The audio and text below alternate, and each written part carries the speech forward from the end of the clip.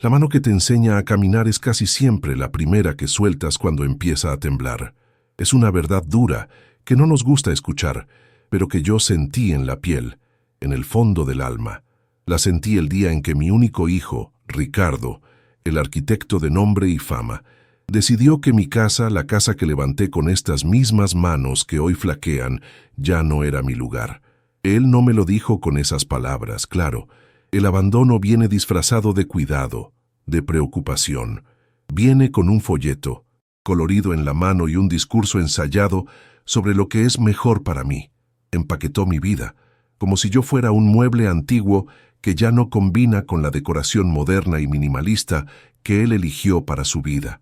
Y en el silencio de aquel coche que me llevaba lejos de todo lo que conocía, pensé que era el fin. Pero la vida, amigo mío, amiga mía, tiene una forma curiosa de podarnos, de quitarnos todo, solo para demostrar que la raíz todavía está viva, anclada en la tierra. Fue en la soledad, forzada en ese lugar de olvido, donde encontré a gente que no tenía mi sangre, pero que me vio de verdad. Gente que me dio la mano no por obligación, sino por afecto. Escucha esta historia hasta el final. Suscríbete al canal y dime, ¿qué harías en mi lugar? ¿Y desde dónde estás viendo? Porque a veces la familia que encontramos es más fuerte que aquella de donde venimos. Mi nombre es Arturo. Hoy tengo 79 años, pero la mayor parte de ellos los pasé con las manos llenas de cal y polvo. Fui maestro albañil, como se dice por ahí, pero para mí nunca fue solo levantar paredes. Era un arte.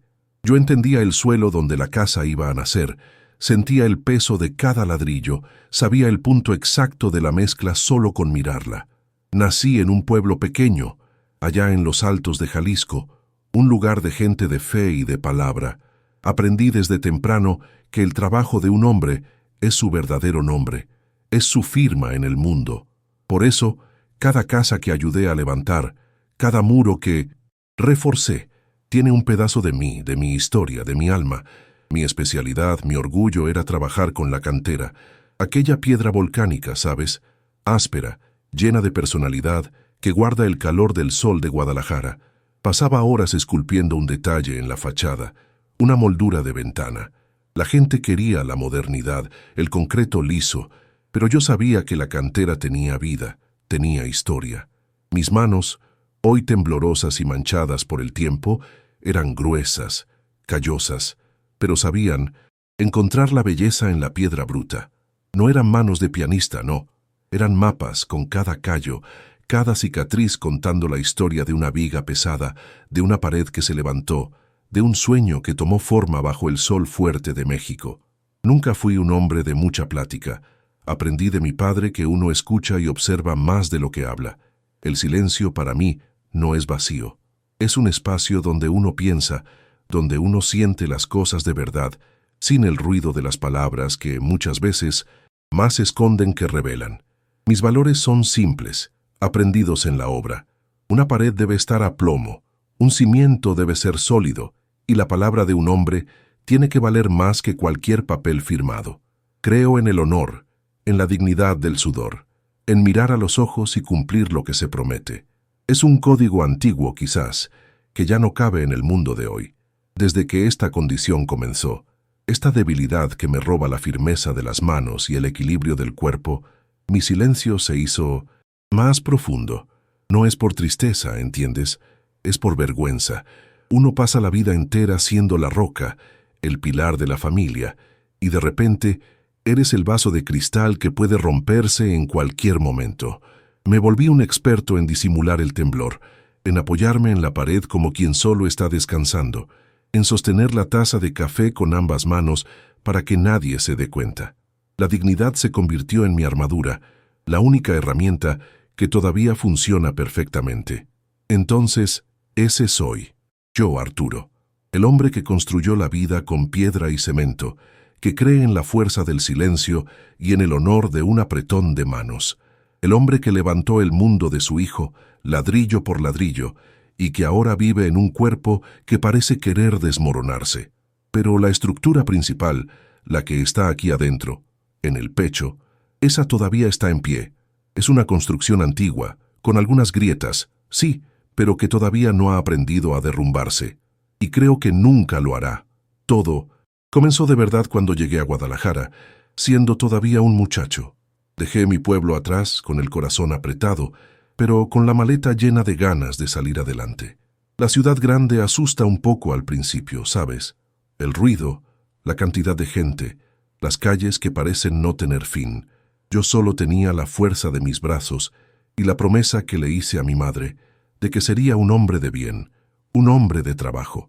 Conseguí mi primer empleo en una construcción grande, en el centro, y fue allí, en medio del polvo y del sudor, que empecé a soñar con un futuro que yo mismo iba a construir, desde los cimientos hasta el techo.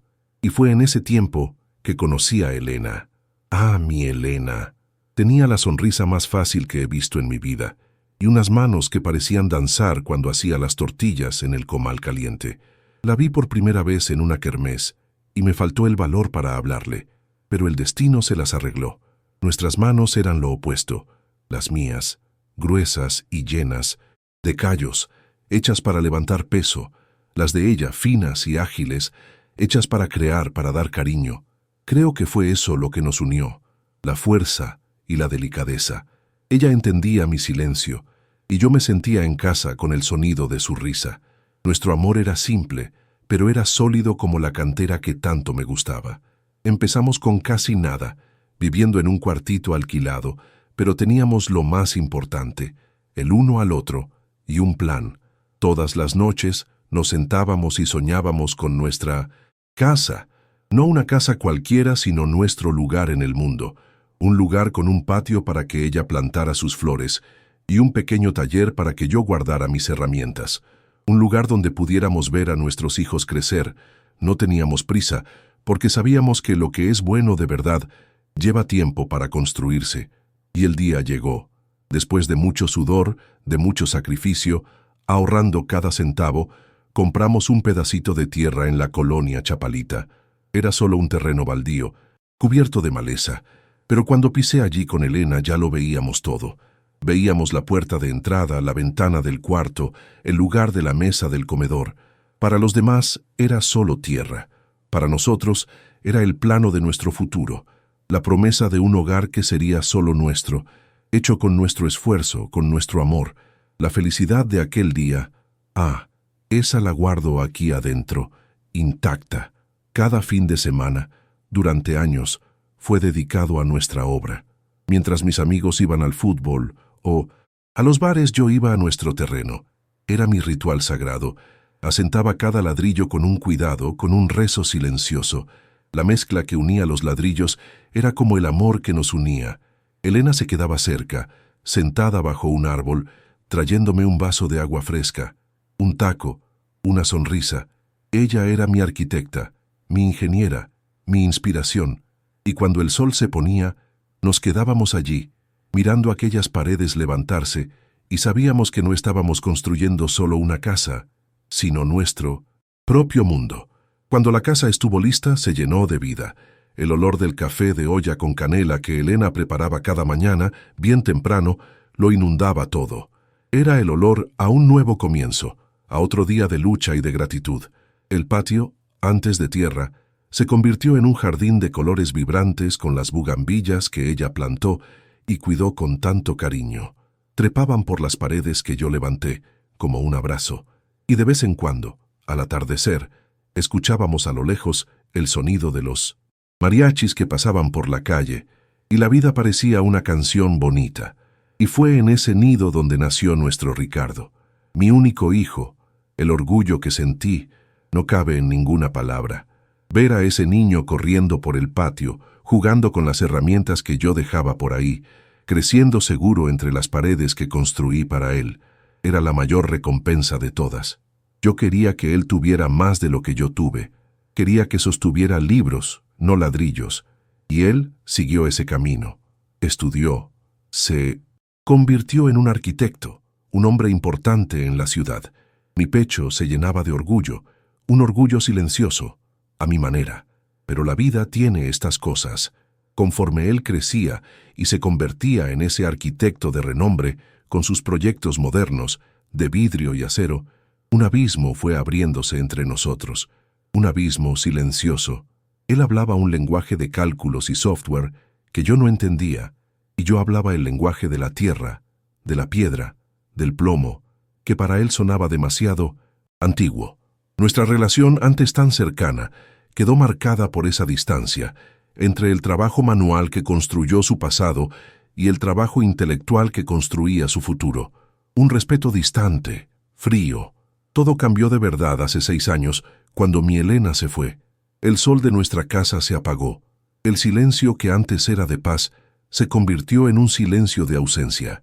La casa, antes tan vibrante, se volvió un santuario de memorias. Cada rincón me recordaba a ella. El olor del café ya no era el mismo. Las flores del patio parecían haber perdido su color. Me quedé yo y los recuerdos, guardando aquel espacio que había sido el lugar más feliz del mundo. Un guardián de un tiempo que no volvería más. Y fue en este escenario que mi enfermedad comenzó a dar señales más fuertes.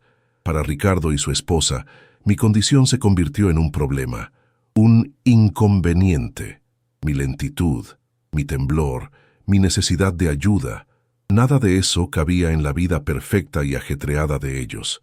En la casa, minimalista donde todo está limpio y sin marcas de uso, mi casa, mi historia y yo mismo, nos convertimos en una pieza de museo polvorienta, un estorbo que ya no combinaba con el proyecto de vida que ellos diseñaron para sí mismos. La base de nuestra familia que construí con tanto esmero comenzó a presentar sus primeras y más dolorosas fisuras. Sucedió una tarde de domingo. El sol entraba por la ventana de la sala, dibujando cuadrados de luz en el suelo de baldosas, exactamente como lo había hecho durante 50 años. La casa estaba en calma, un silencio bueno, lleno de paz y de recuerdos.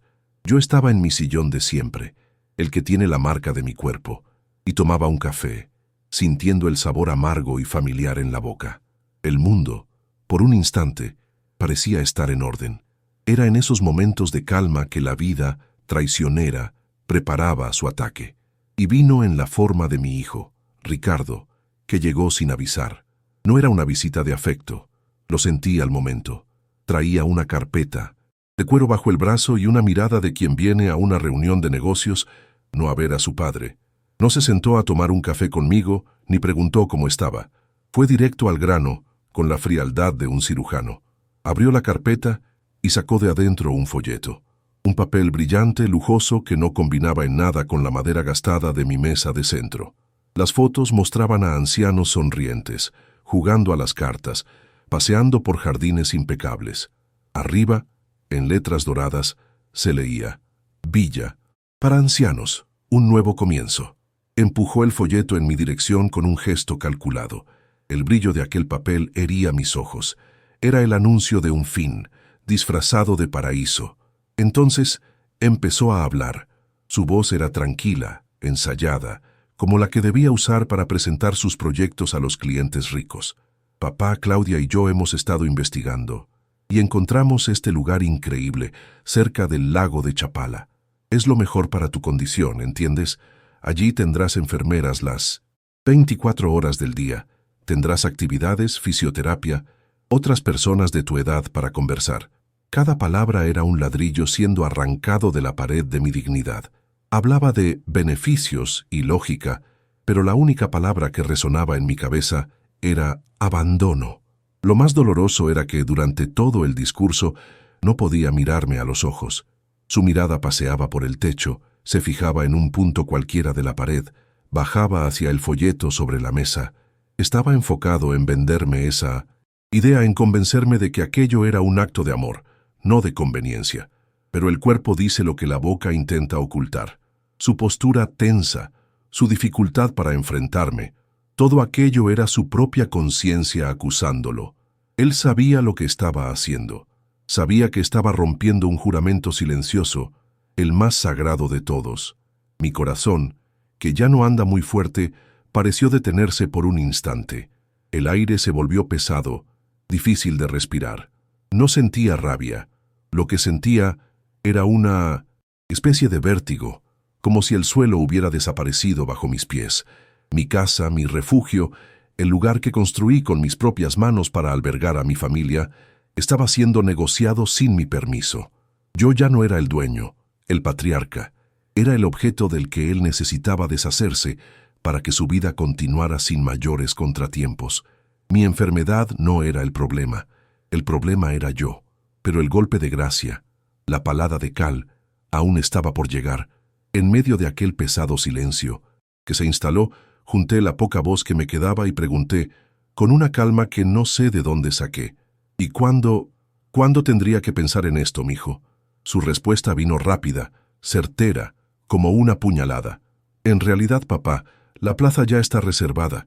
Ya lo arreglé todo, es para la semana que viene. Allí, en ese instante, el mundo se derrumbó. No había conversación, no había elección, no había respeto. Mi opinión nunca fue una variable en esa ecuación. La decisión ya estaba tomada por mí. Miré a mi alrededor. Miré la fotografía de Elena sobre el aparador, con esa sonrisa que lo iluminaba todo.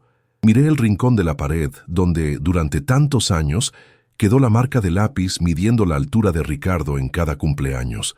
Miré el sofá donde tantas veces nos sentamos juntos a ver la televisión. Cada objeto, cada rincón de aquella casa gritaba mi historia, una historia de la que estaba siendo sumariamente expulsado. Me estaban desalojando, no de un inmueble, sino de mi propia vida, de mi propia identidad. Ricardo, al darse cuenta del peso de lo que había hecho, intentó arreglarlo, pero solo lo empeoró. Empezó a hablar de las ventajas de nuevo, de la belleza del lago, de la comida balanceada, de la seguridad. Su voz ahora tenía un tono de desesperación, una necesidad de autojustificarse, de hacerme estar de acuerdo con su veredicto para que él pudiera dormir en paz. Quería mi bendición para el acto de crueldad que estaba cometiendo. Quería que yo dijera: sí, hijo mío, tienes razón, gracias por cuidarme así. Pero esa bendición no podía dársela. Lo único que podía pensar era que algunas estructuras, no importa cuán bien construidas, pueden derrumbarse desde adentro. Y nuestra familia, la familia que Elena y yo soñamos y levantamos con tanto sacrificio, acababa de sufrir un sismo. Los cimientos, que yo creía que eran de roca pura, eran, en realidad, de arena. Y yo me estaba hundiendo en ella, en silencio, tragando el polvo del derrumbe de mi propio mundo, a manos del arquitecto al que yo mismo enseñé a construir. No discutí, no grité. ¿De qué serviría? La sentencia ya estaba dictada. Miré a mi hijo, Ricardo, que esperaba alguna reacción, tal vez una explosión, tal vez una súplica, pero no le di ni una cosa ni la otra. Simplemente lo miré, una mirada que lo atravesó y se perdió en algún punto del pasado, allá en la pared detrás de él. En aquel silencio me despedí no del hombre en que se convirtió, sino del niño que un día fue. Me levanté del sillón despacio, sintiendo cada articulación de mi cuerpo protestar. Mis movimientos eran lentos, pero no eran los movimientos de un viejo derrotado. Eran los de un hombre que estaba tomando su última decisión en aquella casa. Mi primer gesto fue caminar hacia el aparador. Allí, en un portarretratos de plata ya sin brillo, estaba mi foto preferida. Elena y yo, el día que terminamos de revocar la última pared de la casa, estábamos sucios de cemento, cansados, pero con una sonrisa que venía desde el alma. Tomé el retrato en la mano y con el pulgar limpié el polvo del cristal como si estuviera limpiando el polvo del tiempo. Allí estaba mi fuerza, mi brújula, mi norte. Era con ella con quien tenía que hablar en ese momento. Era su sonrisa la que me daría el valor para lo que venía. Con la foto aún en la mano, me volví hacia Ricardo. Su rostro era una mezcla de impaciencia y culpa. Abrió la boca para decir algo, pero yo fui más rápido. Mi voz salió firme, más firme que mis manos, y dije: está bien, mijo, si es lo que tú crees mejor. Mis palabras no fueron de rendición, fueron de liberación. Le estaba devolviendo a él la responsabilidad entera de su acto. No iba a luchar en su contra. Estaba por encima de aquello. Me estaba retirando de su campo de batalla. Fui a mi cuarto y él me siguió como una sombra sin saber qué hacer. Abrí el ropero que olía a cedro y a tiempo guardado, y de arriba bajé una maleta pequeña, una maleta de viaje, de cuero ya gastado, que no usaba desde hacía años. Era pequeña porque sabía instintivamente que lo más valioso que tenía no ocupaba espacio. Empecé a doblar mi ropa. 2 pantalones, algunas camisas, la ropa interior. Todo hecho con una calma, con una precisión que desconcertó a mi hijo. Cada prenda doblada era un adiós a una parte de mi vida. Entonces, hice algo que él no entendió. Fui a mi pequeño taller en el fondo del patio. El olor a grasa y a tierra todavía estaba allí. De una caja de madera saqué mi primera cuchara de albañil, un regalo de mi padre, cuando yo todavía era un niño aprendiendo el oficio. El mango de madera, liso y oscuro de tanto uso, encajaba perfectamente en mi mano. La hoja de metal, gastada en los bordes, había mezclado la argamasa de incontables sueños. Era el símbolo de todo lo que fui, de todo lo que soy. Un constructor. Envolví la herramienta en un trapo de estopa, con el cuidado de quien envuelve una reliquia. Escondido en el fondo de la misma caja, debajo de unos planos viejos de construcción, había otro tesoro, una hoja de papel de estraza de una tiendita antigua, amarillenta y frágil. En el reverso, el primer boceto de nuestra casa, un dibujo simple, hecho a lápiz, con mis letras y los garabatos de Elena, las medidas, las habitaciones, todo el sueño dibujado allí. Era el mapa de nuestra felicidad. Doblé el papel con cuidado y lo puse junto a la cuchara de albañil, dentro del forro roto de la maleta. No podía llevarme la casa, pero me llevaba su alma conmigo. Volví al cuarto y coloqué el portarretratos con la foto de Elena encima de la ropa. Cerré la maleta. El sonido de la cremallera cerrándose fue el punto final de aquella historia. Todo lo que necesitaba llevarme de esa casa cabía en esa maleta. No miré los muebles, no me despedí de las paredes. Mi corazón ya se había mudado de allí. La casa, sin amor, sin respeto, era solo un montón de ladrillos y cemento, una cáscara vacía. Y yo no era un hombre de vivir en lugares vacíos. Ricardo, nervioso, se ofreció. «Papá, deja que te lleve. El coche está ahí fuera». Era su último intento de mantener el control, de escenificar el papel de hijo cuidadoso. Lo miré y por primera vez creo que vio mi fuerza, mi decisión. «No es necesario, mijo. Pido un taxi». Rechazar que me llevara era mi último acto de independencia en esa casa. No iba a subirme al coche que me llevaba al exilio, conducido por mi propio verdugo. Iba a salir de allí en mis propios términos. Y así lo hice. Tomé mi pequeña maleta, caminé hasta la puerta que yo mismo instalé, giré el picaporte que yo mismo elegí y salí. No miré hacia atrás. La calle estaba tranquila. El sol del atardecer pintaba el cielo de naranja. Llamé a un taxi que pasaba. Dentro del coche, el olor a perfume barato del conductor, la música popular en la radio. El mundo seguía como si nada hubiera pasado. Y yo, con mi maleta en el regazo y un agujero en el pecho, tragaba el dolor en un silencio digno, un silencio que pesaba más que cualquier grito. La llegada a aquel lugar, la tal villa para ancianos, tuvo el olor del fin, un olor a desinfectante que intentaba ocultar el olor a vejez, a soledad. Todo era demasiado limpio, demasiado organizado, demasiado impersonal. Las paredes blancas no tenían ni una marca, ni una historia. Los pasillos largos y silenciosos parecían un hospital de almas. Los primeros días me encerré. Me quedé en mi habitación, que tenía una ventana con vistas a un jardín perfectamente cuidado, pero sin vida. Yo era un objeto en un estante, un jarrón que pusieron en un rincón para no estorbar. El silencio que antes era mi fuerza, ahora era mi prisión. Observaba todo de lejos, sin pertenecer a nada, pero el instinto de un constructor nunca muere. Mis ojos, acostumbrados a buscar fallas, grietas, cosas fuera de plomo, no podían descansar, y las encontraron. Una de las ruedas de la silla de un señor estaba floja, haciendo un ruido irritante a cada giro. Aquello me molestaba más que mi propio desamparo. Un día no aguanté más. Fui a la pequeña sala de mantenimiento y pedí un destornillador prestado. El muchacho me miró raro, pero me lo dio. En 5 minutos había apretado el tornillo. El silencio que siguió, la ausencia de aquel ruido molesto, fue la primera nota de paz que sentí en semanas.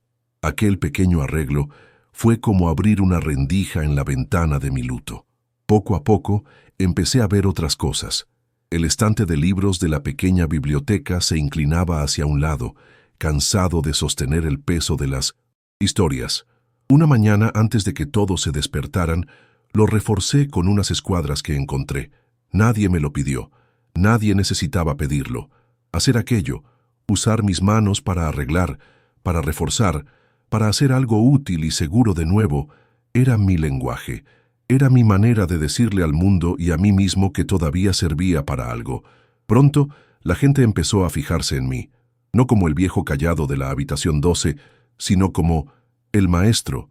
Una señora me traía su radio que ya no encendía, y yo descubría que era solo un mal contacto en la pila. Un enfermero me pedía ayuda para arreglar el picaporte de la despensa. No cobraba nada, no quería nada a cambio. El pago era el acto en sí. Era sentir la madera, el metal, era diagnosticar el problema y encontrar la solución con mis propias manos. Estaba, sin darme cuenta, construyendo un nuevo lugar para mí, no con ladrillos, sino con pequeños gestos de utilidad y respeto. Y fue así que me acerqué a ellos, a mi nueva familia. La primera fue doña Isabel, una exprofesora de literatura, una señora elegante, de cabellos blancos recogidos en un moño perfecto, y una mirada que todavía brillaba con inteligencia. Pasaba los días sentada en el patio, siempre con un libro en el regazo, pero me daba cuenta de que a veces se distraía, mirando a la nada con una nostalgia que yo conocía bien. Ella no hablaba de su historia, y yo no hablaba de la mía. No lo necesitábamos. La soledad se reconoce a sí misma en la mirada del otro. Luego vino don Miguel. Había sido mariachi en su juventud. De los buenos tocaba la vihuela como nadie, pero la vida, con su crueldad, le dio una artritis que le torció los dedos, transformando las manos que hacían música en garras de dolor. Yo veía la tristeza profunda en sus ojos cada vez que miraba sus propias manos. Era el mismo dolor que yo sentía al ver las mías temblar. Éramos dos artesanos a quienes sus herramientas, el propio cuerpo, nos habían traicionado. Un dolor que solo quien ha sentido el orgullo de crear algo con sus propias manos puede entender. Nuestra amistad comenzó en el jardín. Las plantas estaban tristes, mal cuidadas. Con unas botellas de plástico y unos tubos viejos, creé un sistema de riego por goteo, para que recibieran agua en la medida justa, sin desperdicio. Isabel y Miguel se quedaron observándome, curiosos. Poco a poco, se acercaron. Nuestra conversación no era sobre hijos ingratos o sobre enfermedades. Era sobre la cantidad de sol que el rosal necesitaba, sobre la mejor hora para podar las bugambillas, que tanto me recordaban a las flores de mi Elena. Hablábamos de la vida que aún insistía en brotar allí. Nuestra rutina se convirtió en un ritual sagrado. Al final de la tarde, nos sentábamos en el mismo banco del jardín, al que yo mismo le había reforzado las patas. Isabel, con su voz suave, nos leía los poemas que tanto le gustaban. Sus palabras llenaban el aire y calmaban el alma. Miguel, que ya no podía tocar, tarareaba en voz baja las viejas canciones de su mocedad, canciones que hablaban de amores perdidos y de noches de luna en Jalisco, y yo, en silencio, escuchaba y me sentía en casa, un tipo diferente de casa, pero aún así, un hogar. Allí, en aquel patio, entendí una cosa. Familia no es solo sangre. Familia es quien se queda, quien te ve, quien comparte el silencio contigo. Yo usaba mis manos para arreglar su mundo físico, una silla, una maceta, y ellos, con sus historias y sus canciones, reparaban las grietas de mi alma. Yo ya no era el hombre abandonado por su hijo arquitecto. Yo era don Arturo, el amigo de Isabel, el compañero de canto de Miguel, el patriarca de ese pequeño reino que construimos juntos, un reino hecho de respeto, de compañía y de una dignidad que nadie, nunca más, podría quitarme. Los meses fueron pasando, y la vida fue encontrando un nuevo cauce para correr, más estrecho, pero de aguas tranquilas. Yo ya no contaba los días por el calendario, sino por los pequeños acontecimientos. El día en que el rosal de doña Isabel dio la primera flor, el día en que don Miguel recordó una canción entera que creía haber olvidado, el día en que terminé de construir una pequeña casa para pájaros con restos de madera. Aquella tarde estaba justamente en el patio, mostrándoles a los dos cómo el pequeño posadero había quedado firme, y los tres reíamos de una manera buena, una risa ligera. Yo no era un hombre abandonado, era un hombre que había encontrado un lugar para reír de nuevo, y fue en ese exacto momento de paz que un coche de lujo, negro y brillante, como un escarabajo, se detuvo frente a los portones de la residencia de ancianos. De adentro salió Ricardo. Llevaba un traje caro, que parecía incómodo bajo el sol de la tarde. Sus zapatos, impecablemente lustrados, parecían tener miedo de tocar el suelo de grava del jardín. No parecía un hijo que venía a visitar a su padre. Parecía un hombre casado, un hombre al límite. Su rostro, siempre tan controlado, estaba marcado por la preocupación, y miraba a su alrededor, a aquel lugar simple, como si estuviera en territorio enemigo buscando algo que había perdido. Nos vio en el patio, y vino en nuestra dirección. Sus pasos eran vacilantes. A medida que se acercaba, nuestra conversación fue muriendo. La risa se deshizo en el aire. Doña Isabel se acomodó el chal sobre los hombros, y don Miguel dejó de tararear. El aire, que antes era ligero, se volvió denso, pesado. Ricardo se detuvo a cierta distancia, sin saber cómo dirigirse a mis amigos, cómo dirigirse a mí. Él, el gran arquitecto, el hombre de mundo, parecía un niño perdido, un extraño que había invadido una ceremonia sagrada. Su presencia allí era una nota disonante en nuestra modesta sinfonía. Su mirada me encontró, y yo sé lo que esperaba ver. Un padre consumiéndose, un viejo triste, quebrado por la soledad. Pero lo que vio fue a un hombre sentado en un banco, rodeado de amigos, con las manos sucias de tierra y una sonrisa en el rostro. Me vio no como la víctima de su decisión, sino como el patriarca de un nuevo reino, un reino que él no conocía y del cual no formaba parte, y vi la confusión en sus ojos.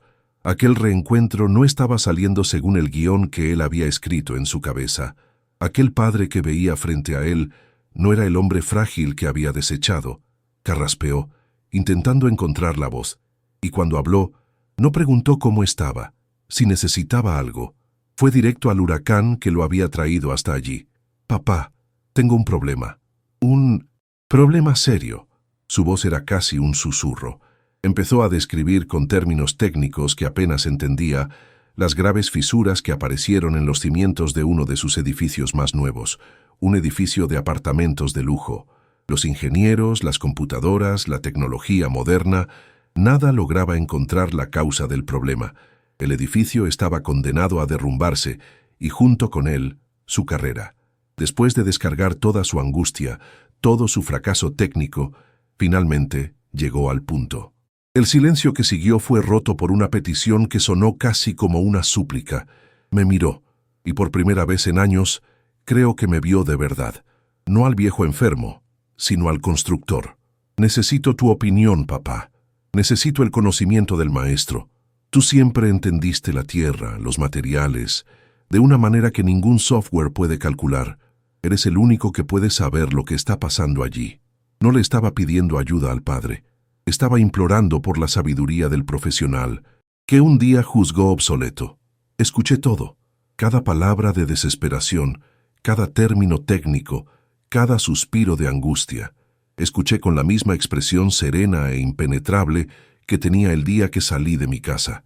No mostré pena, ni rabia, ni satisfacción. Mis amigos a mi lado permanecían en un silencio respetuoso, como si fueran mi guardia real. La petición de mi hijo quedó flotando en el aire, entre nosotros. Una petición que no era de perdón, sino de socorro. Una petición que me colocaba, por primera vez en mucho tiempo, en una posición de poder. Y yo apenas lo encaré, dejando que el peso de aquel momento, de aquella elección, se asentara sobre nosotros.